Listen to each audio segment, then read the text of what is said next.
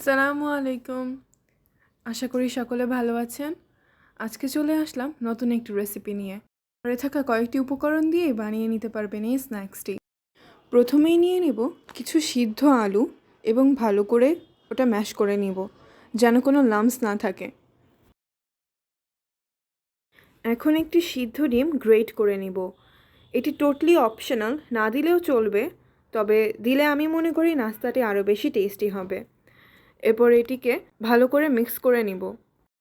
এখন একটি প্যানে 1 টেবিল চামচ তেল গরম করে এতে 1 চামচ রসুন কুচি দিয়ে দিব।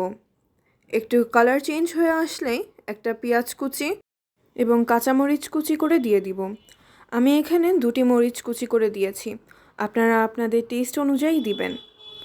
এখন এগুলোকে একটু সটে করে নিব। একটু ভাজা ভাজা হয়ে আসলেই দিয়ে দিব আলু আর ডিমের করে রাখা ওই মিক্সচারটা। আপনারা চাইলে এখানে কিছু মটরশুঁটি বা টমেটো এগুলো দিতে পারেন। আমি এখানে শুধু গাজর ইউজ করেছি, বিকজ আমার কাছে এগুলো ছিল না। এই স্ন্যাক্সটি বড় ছোট সকলেরই পছন্দ হবে। আমি যখন বানিয়েছি আমার ফ্যামিলির সকলেরই এটি অনেক পছন্দ হয়েছে। এখন দিয়ে দিব 1/2 চা চামচ অরিগানো, 1 চা চামচ চিলি ফ্লেক্স আর 1/2 চা চামচ গোলমরিচ গুঁড়া আর একটু স্বাদমতো লবণ আর কিছু ধনিয়া পাতা। এখন মিক্সচারটাকে একটু নাড়িয়ে চাড়িয়ে নিব। এরপর দিয়ে দেব একটু টমেটো সস। আপনারা চাইলে এখানে চিলি সসও ইউজ করতে পারেন।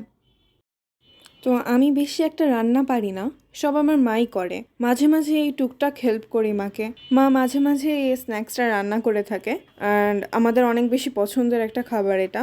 আজকে মা বলল তুমি একটু এটা নিজের মতো করে বানাও আর সবার সাথে শেয়ার করো।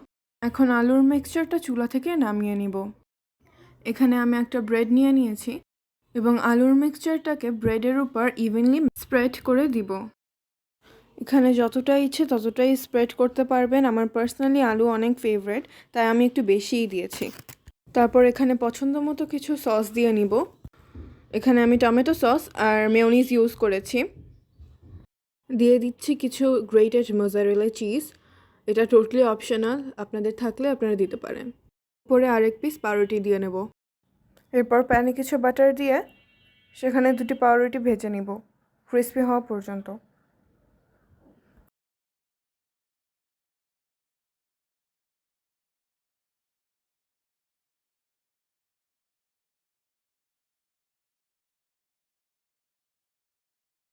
তৈরি হয়ে গেল নাস্তাটি।